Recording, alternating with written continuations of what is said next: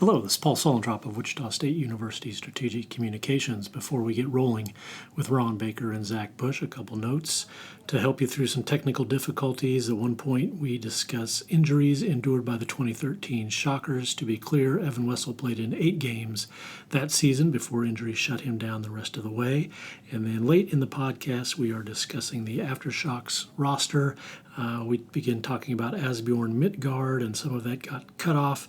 He did indeed play 3 seasons at Wichita State before transferring to Grand Canyon and finishing up there. He will be on the AfterShocks roster. We have some new music as we start the 7th year of the Roundhouse podcast, anticipating a new school year. Thanks for listening and enjoy.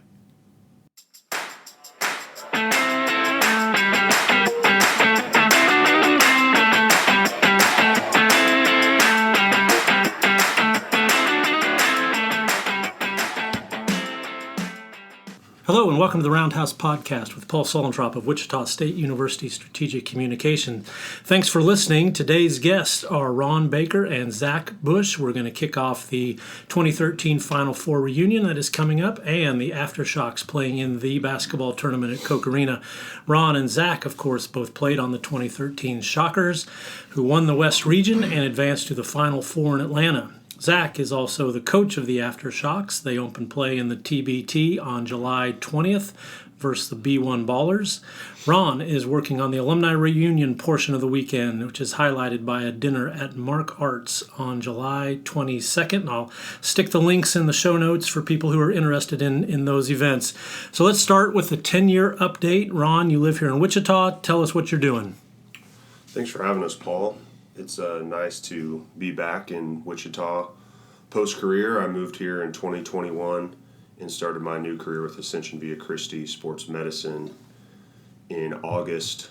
And working with them has been great. We actually have a pretty sweet relationship with Wichita State, Newman University, and local high schools here in town. So it's good to be part of the community and be back home. And Zach, you are moving to Omaha after a successful stint as assistant coach at Andover High. Tell us about your move to Nebraska.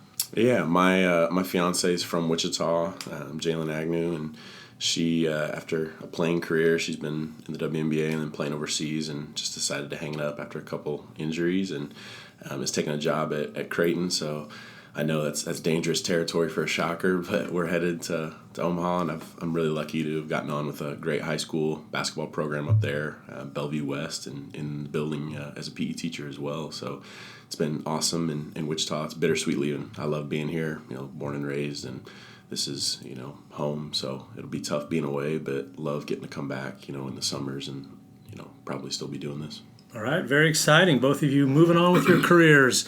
So let's fast forward to the reunion when all the guys are getting back together. Who has the best memory from that team? Who's the guy that's going to take the lead in telling the stories? Who's going to do the impression of one of the assistant coaches? Who gets the details mostly correct from that time?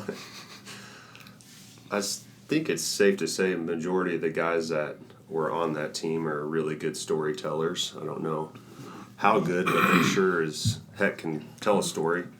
I would say Clay Anthony and Fred would probably be my top 2 to give the best impressions and highlights from that wonderful stint we had in that tournament.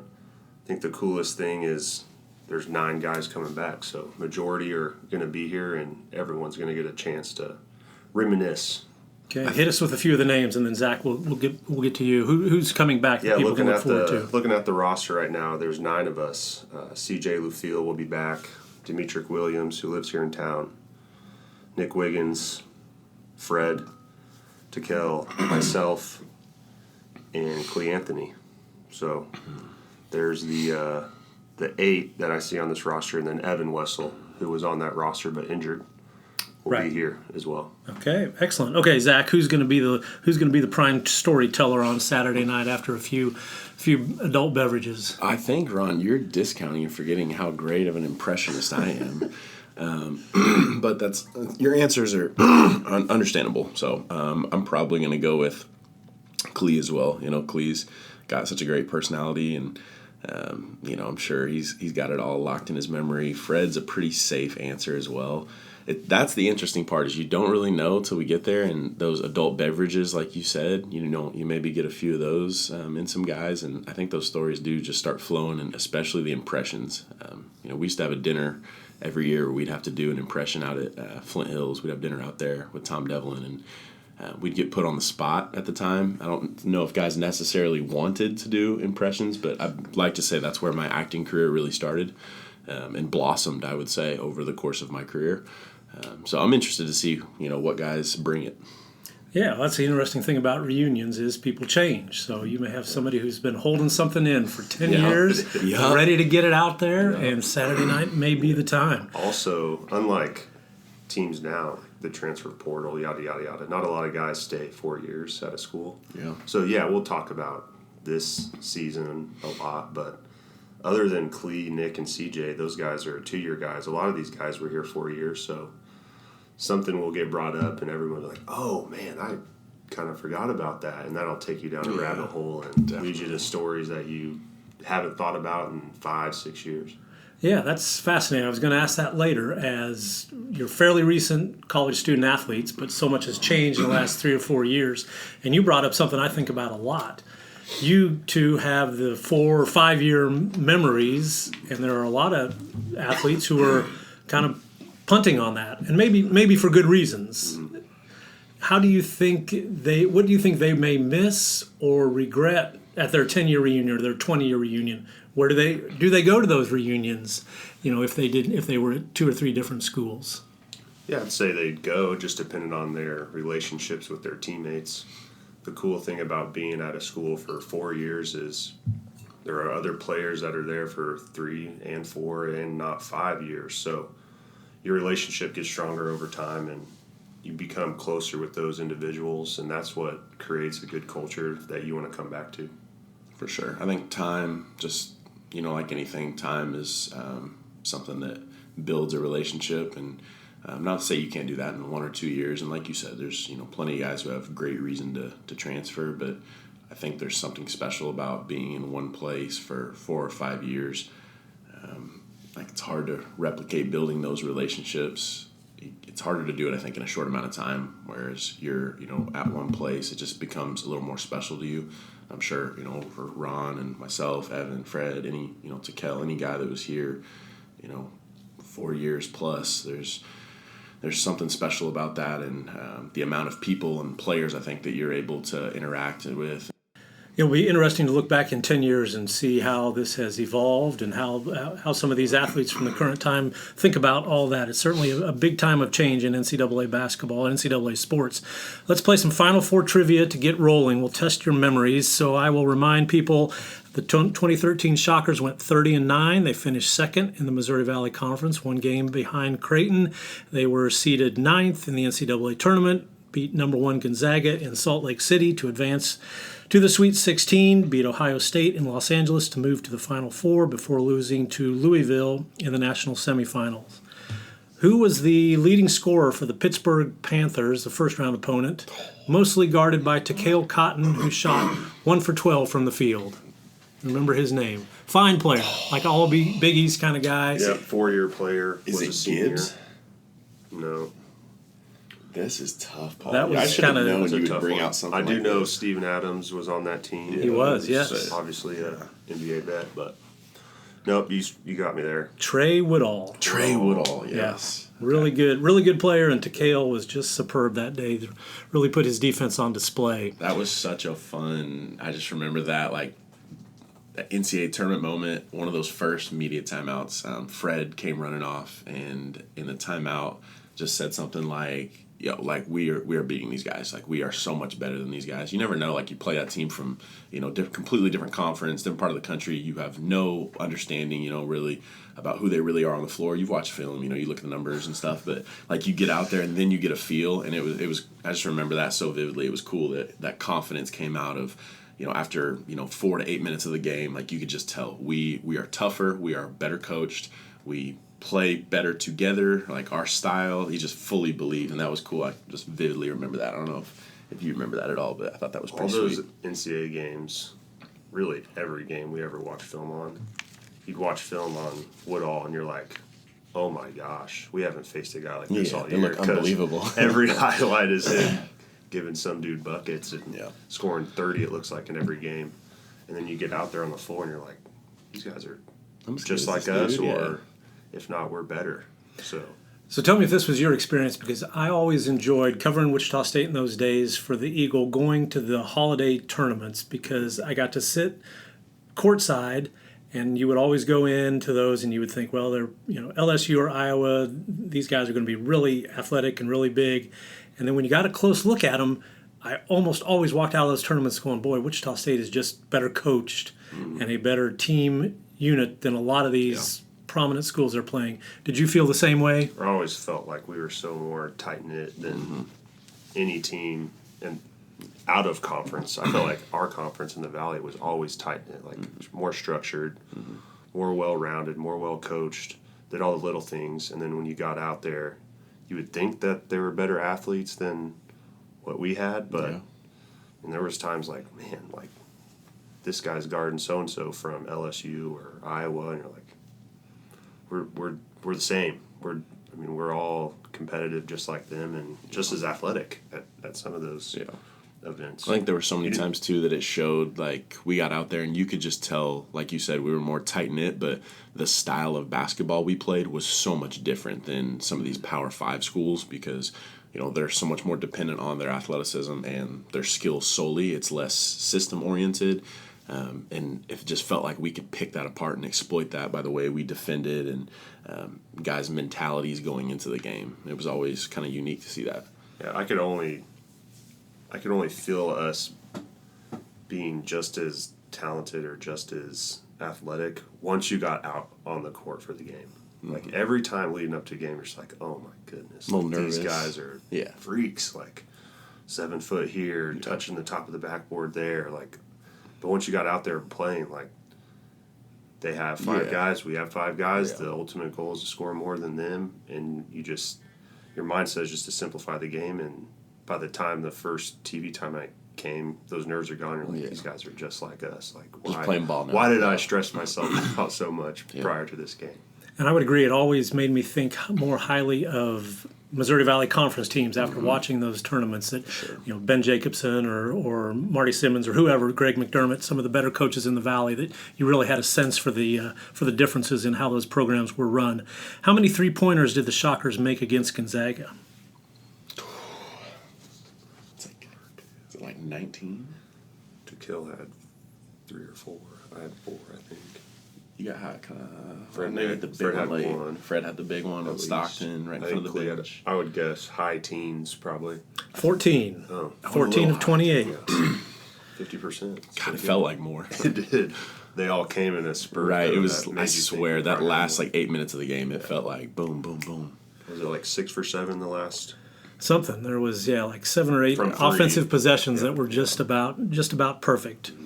Who did Wichita State beat in the first game in Los Angeles, the Sweet 16 game?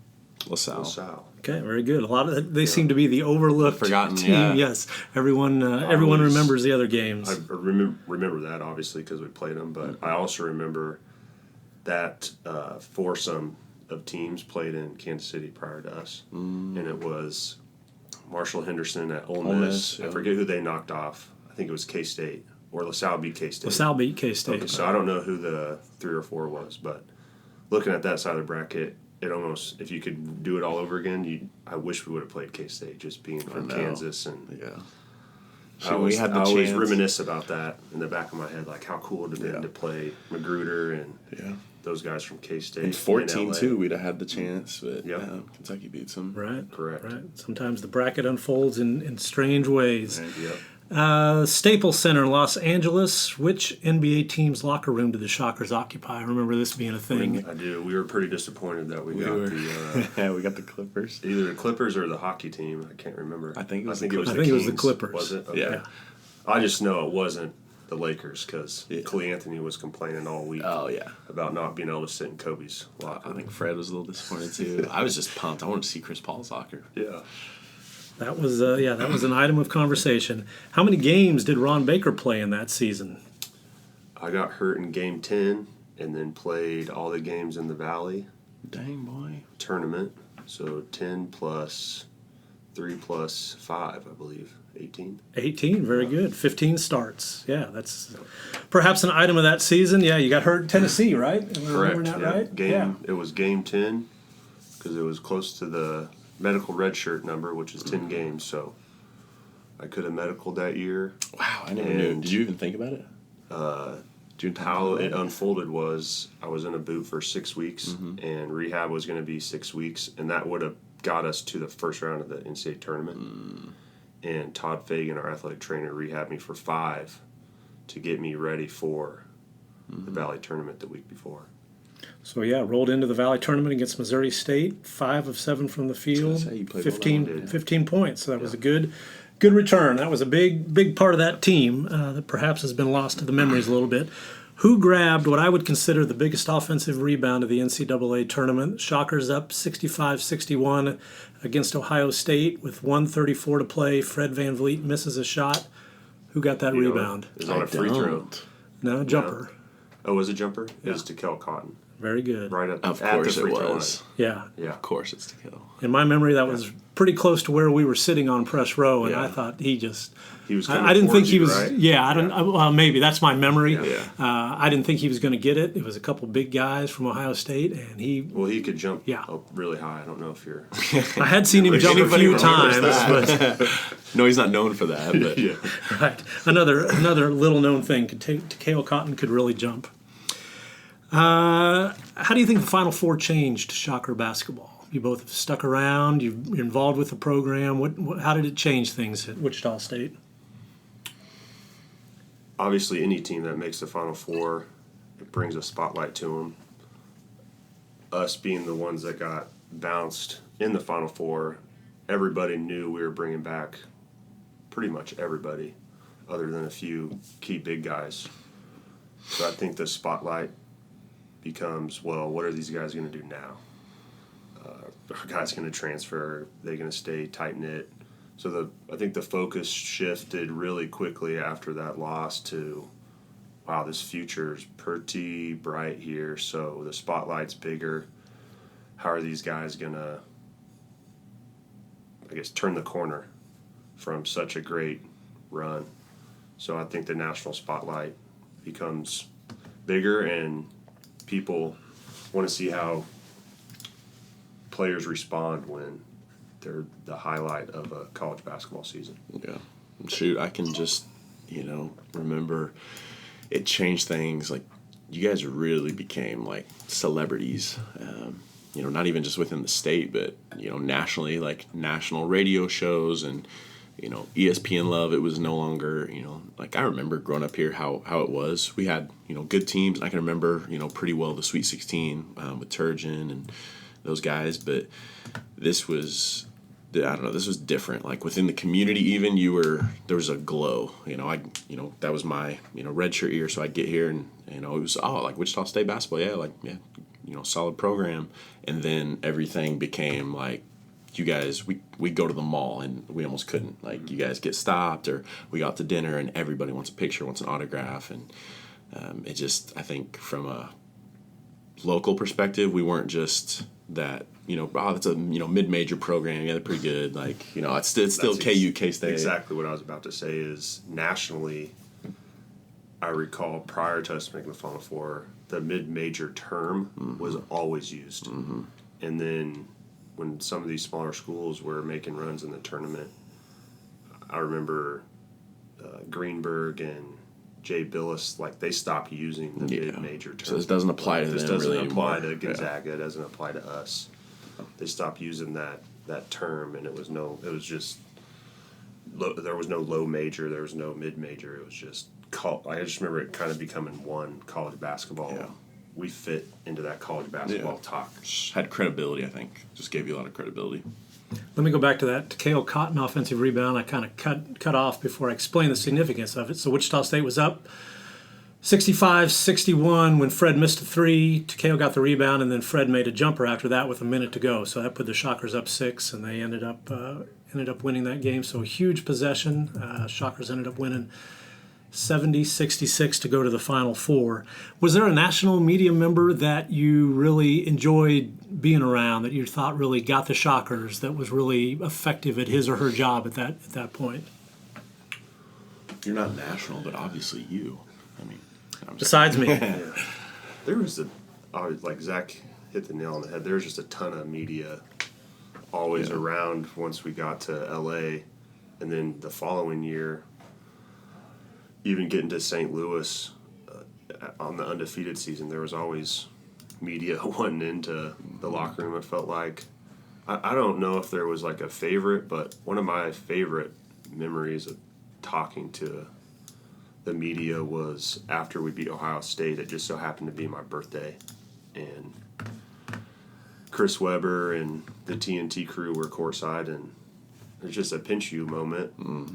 Ex-NBA player, great, all-star, is asking you the questions. Yeah. Whereas as a kid, deep down, you want to be the one asking him all these questions about his career. And the script kind of flipped, and that was a moment that I'll always cherish. I don't know so much like media in terms of, sports writers and stuff. It is hard to remember because, when you're the VCU, the George Mason, that just happened, there's so much, and so it all kind of runs together. But it did feel like we suddenly had, like I said, I use the word credibility, but we kind of were in, and that was cool to see. And even, going into the next season, I remember Myron Metcalf, I feel like really liked us, just thinking back. But ESPN writer, yeah, right? yeah. I think he, was kind of, you still did have doubters that are, they had a great run, but, they're not on the level of some of these other programs. And we still heard that, and that, I think, absolutely fed us. And, for lack of a better word, kind of pissed us off. Like, we wanted that full credibility, like, even if you're not going to call us mid-major, you still look at us maybe like, yeah, that was a cute run. Anybody can get lucky in the tournament type thing. But like you said, Chris Webber was sweet. I remember meeting Reggie Miller, and I did like the little choke thing like he did. He didn't think that was as funny as I did. It kind of hurt, but yeah.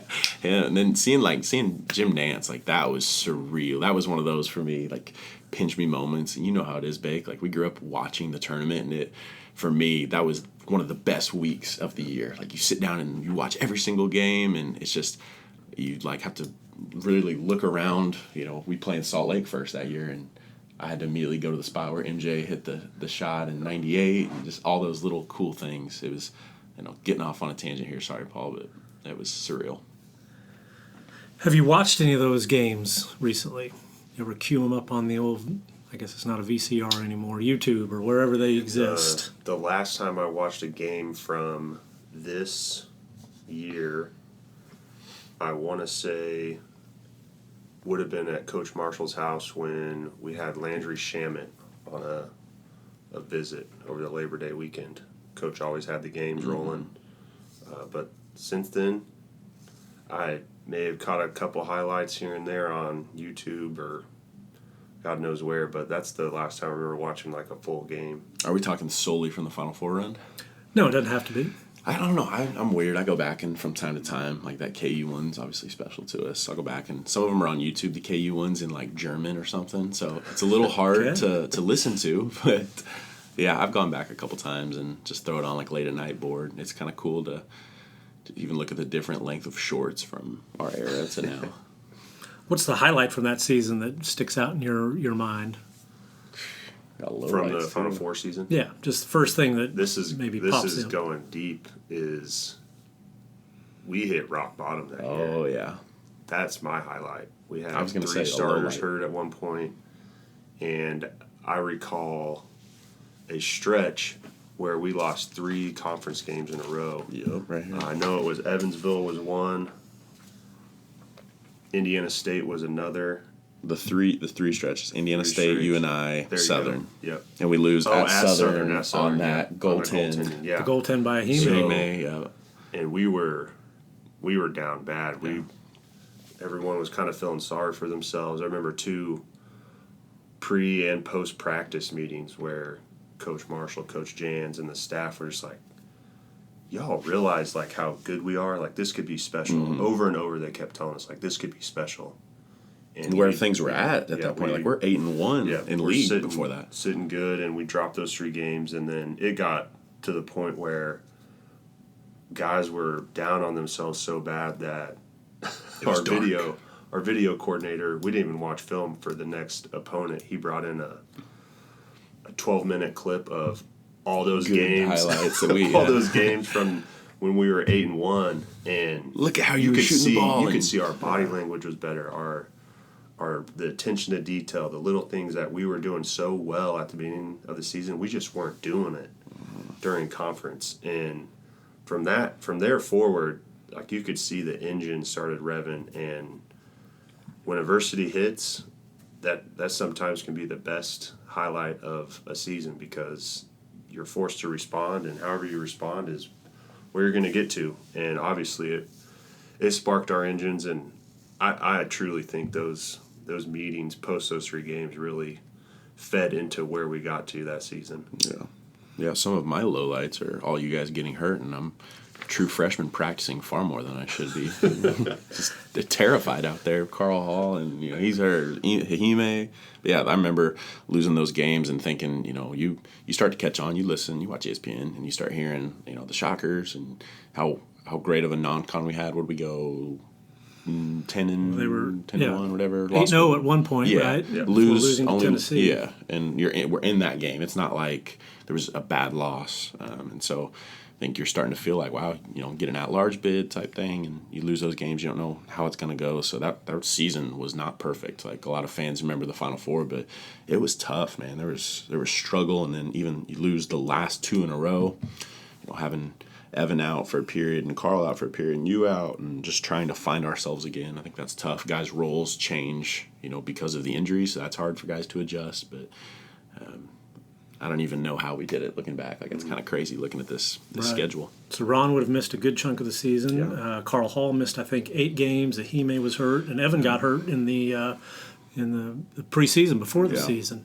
I thought that team, there were 3 versions of that team. There was the non-conference version that was, 8-0, 9-0, very, very good, and then the injuries hit a little bit, so they got through the Missouri Valley Conference season, and then there was the tournament version of that team when Ron came back and gave what I thought that team was really good, or could be really good defensively, and then Ron added a little bit of scoring that team needed. So I got to interrupt, Paul. I do remember the biggest low light maybe of that season at Creighton. I don't know how this final score was 79-91, because it felt like we got beat by 40. Oh, it was like off rip too. Like, Doug McDermott's just going crazy. We're putting Tekele, we're putting Carl, we're putting everybody. Anybody. Yeah, it didn't matter. And like, Grant Gibbs had that one. He's falling out of bounds and just throws the ball up over his head. He's falling backwards from the sideline in front of the bench, throws it up overhand like a soccer, throwing, and it goes in. So those, like, golly.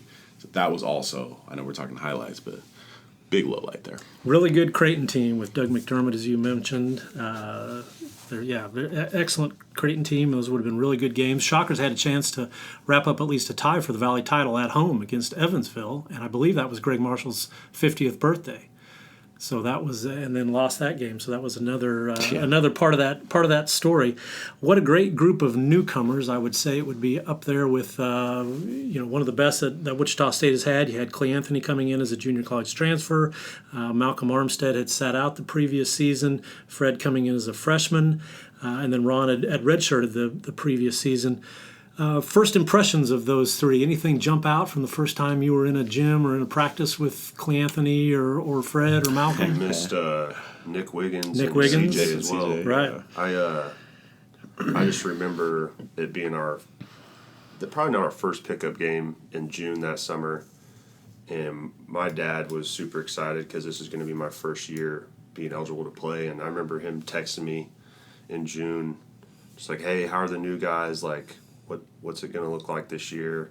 And I'm like, Dad, these 3 guys, these 3 JUCO recruits they're unbelievable. They're athletic, long, can score, big with CJ. And I'm like, how did we get first and foremost, how did we get these 3 guys? Like, this is crazy. And I just remember pickup being like, oh my goodness, like, these guys are elite.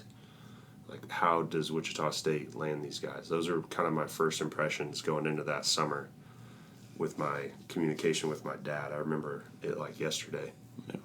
I remember first pickup game, with these guys too. That was especially Klee. Klee just stuck out with his length and how he could shoot the ball. And I remember saying the same thing to my parents, like, man, we got, like, some of these dudes are, this isn't quite what I imagined when, I was, thinking I'm coming here. These guys are big time. And even if people don't know, Ron and I played for the same AAU program. And so Ron's going into his senior year of high school, going into my junior year of high school, seeing Ron then and then jump forward, a year and a half or change, seeing what he'd become was pretty surreal. So even you were, really impressive physically. All the guys, just obviously the speed of the game is different from high school to college, but you wouldn't, in my mind, I'm coming into more of a quote-unquote mid-major program, but the size of these dudes, like he said, like C.J. LaFille and Kadeem Colby, who couldn't play that year, was just a rock, chiseled. And so, the size was impressive, but the skill in those first couple individuals or pickup games was just kind of surreal. How was Malcolm Armstead able to come in and contribute what he did? He'd been around the previous season, sitting out, but hadn't practiced, if I'm remembering that right. He was here, but wasn't practicing. It was a kind of an odd year for Mal, the year we sat out together. I'd also contribute kind of our chemistry. The times he was here, I always got to play with him on the scout team because neither of us were going to play that first year when we were here. So obviously super talented, probably the best player on the court other than maybe Teray Murray and Ragland maybe, but wow, very talented, had been to some high major programs, was tight-knit with the staff, and just kind of had that swag to him, like, I'm gonna beat you. He kind of had that Fred VanVleet chip on his shoulder, and like you said, he was kind of in and out that first year, but towards the end of the season, he was here, and he just seemed like a fun guy to play with, high IQ, and I knew I was going to be his best friend coming into that next season, and I contribute a lot of that chemistry to that first year we sat out. And if I'm remembering correctly, the relationship between he and Fred turned out to be really important. The story goes toward the end of the year, because Fred was he was a reserve and then really started to come on last half of the season, last third of the season, whatever. And Malcolm, I think at one point said, Fred needs to play more, get me off the ball, you can get Fred off the ball. What was their relationship like, and how important was it to the team? I will say those two were pit bulls. They didn't like being on the same team. They always wanted to play against each other when it came to pickup and scout team. And it was kind of like a little brother, big brother battle every day from what I recall.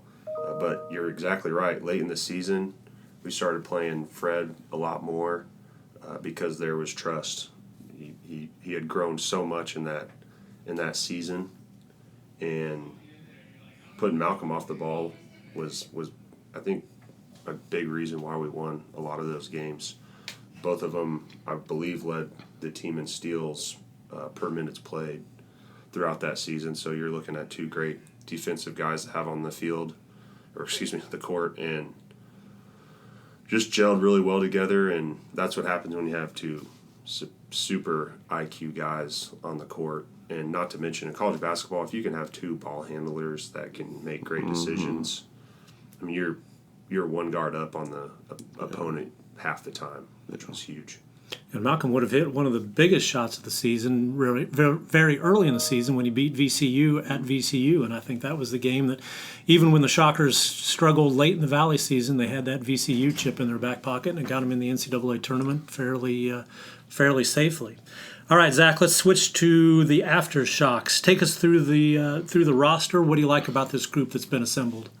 Yeah, so, very similar group to what we've had these past couple of years. You've got Samaje, Connor, Marcus. We've got, help me out here, Ron. I don't have the list in front of me. But new guy, Trey Wade. Alterique Gilbert. Yeah, Alterique's a new one coming in. We're really excited about Trey and Alterique. Trey played in this last year with the Arkansas team, and I'd spoken with the guy that coaches them, and he had said how hard it was to just bring him off the floor at times because he kind of has that Rashard Kelly presence where he does the little things, the dirty work, and makes the right play.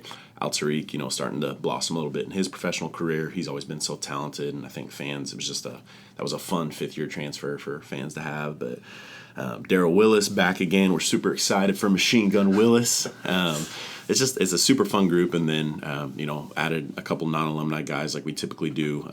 We really wanted James Dickey back. Fans loved him last year. He was our big guy from UNC Greensboro, but he unfortunately was on a family vacation that was planned way back when, and those guys spend so much time overseas, you can't be upset at somebody for that. So we got Marcus Lee, who fans might remember. He was on the Kentucky team in 2014. Didn't play against us. Willie Cauley got hurt or something happened, and then the next game when they played, I think it was Michigan, Marcus had to play and played really well. And then later in his career ended up transferring and playing at Cal, who we played in Maui.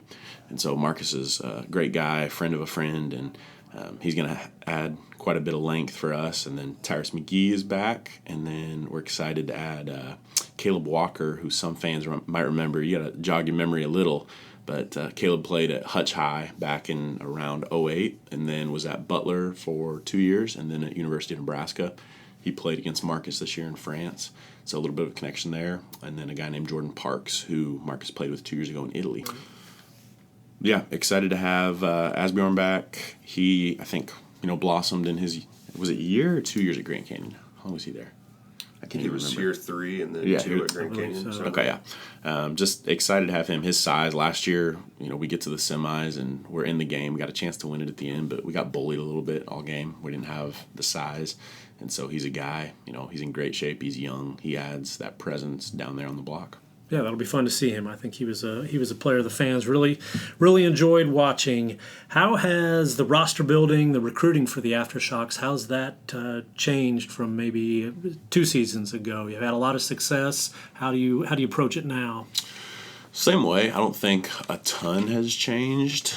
It's for the most part kind of that same core group. It hurts not having Zach and Richard this year, but we approach it the same way. Like, hey, this is a pretty unique chance to play back in front of the fans who love you guys.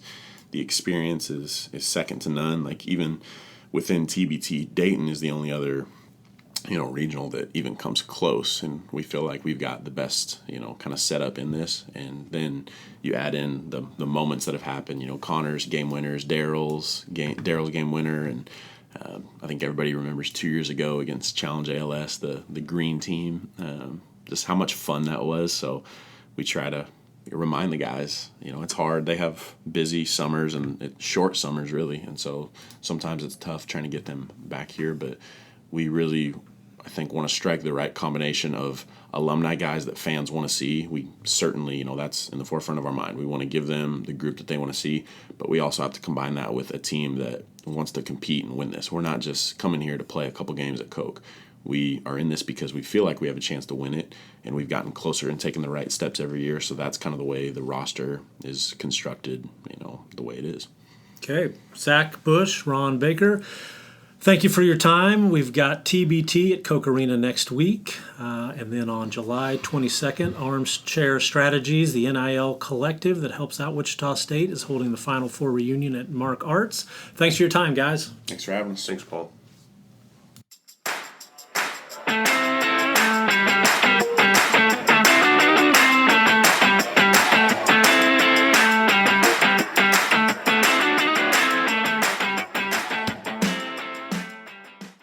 Hi, this is Rick Muma, president of Wichita State University. Check out the latest episode of the Forward Together podcast. Each episode, I sit down with different guests from Shocker Nation to celebrate the vision and mission of Wichita State University. Listen wherever you get your podcasts.